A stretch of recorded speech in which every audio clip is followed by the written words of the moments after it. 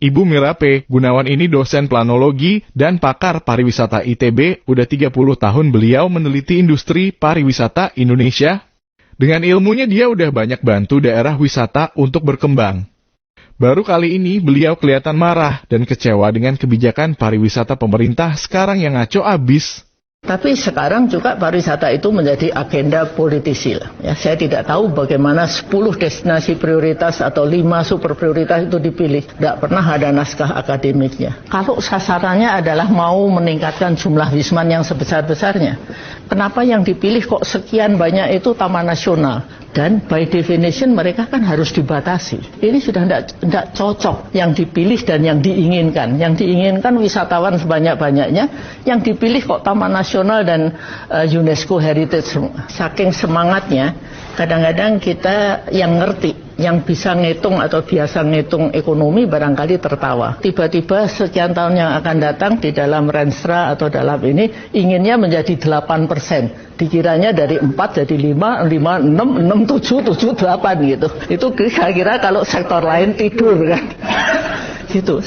Ini berarti orang itu nggak ngerti angka ini. Itu yang kita lupa bahwa wisatawan domestik kita terlepas dari jumlah pengeluarannya yang kalau di total itu lebih besar, juga jatuhnya kepada UMKM, karena kita suka makan combro, makan nasi pecel, makan ini, makan itu, yang orang asing tidak doyan. Jadi ini yang terlupakan. Kita hanya ngitung dolar, dan itu pun saya pikir ngitungnya setengah hati, karena hanya dihitungnya itu yang diterima, yang dikeluarkan untuk mendatangkan mereka berapa nggak pernah dihitung, nggak pernah diinfokan. Kalau orang dagang kira-kira mungkin tombok, Pak R.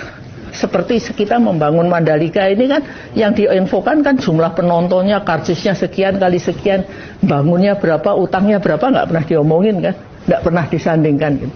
Udah kembali modal gitu, saya yakin belum.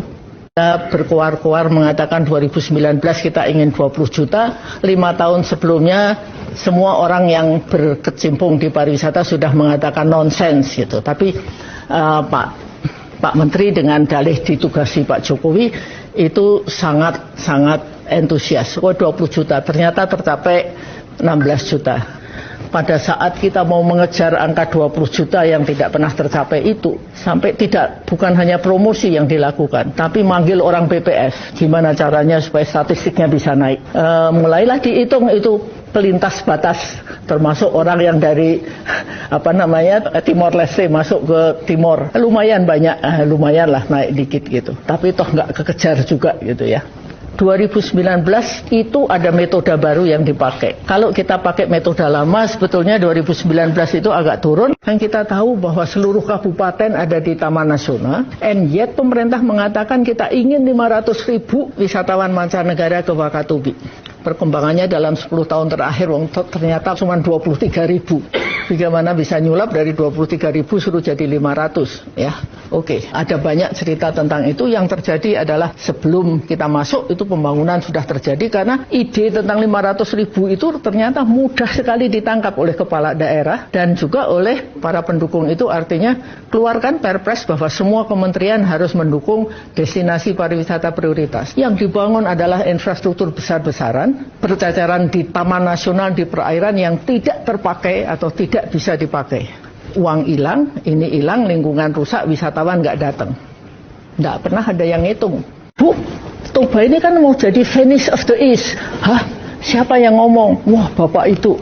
Aduh, terus yang ngomong orang gede ini. Nah, ke Labuan Bajo, Bu, ini Jurassic Park.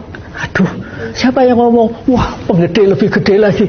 Kalau penggede yang ngomong itu melekat. Bapak ini pernah nggak sih pergi ke Venesia? Venesia itu satu tempat wisata yang penduduknya aja sudah mengeluh dan sudah pindah dari kota Venesia karena nggak tahan saking banyaknya wisatawan.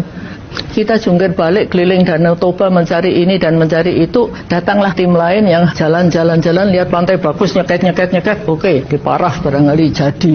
Nggak ada itu dalam acara, ada FH20. Padahal kita bicara berbinar-binar kan. Danau Toba harus dilestarikan. Ini daerah sempadan danau gini-gini, dilanggar semua sama FH20. Masyarakat harus diberdayakan. Masyarakat disisihkan. Itu keluhan dari bawah loh. Ini yang terjadi, Bu. Ya mohon maaf, sudah beyond my capacity.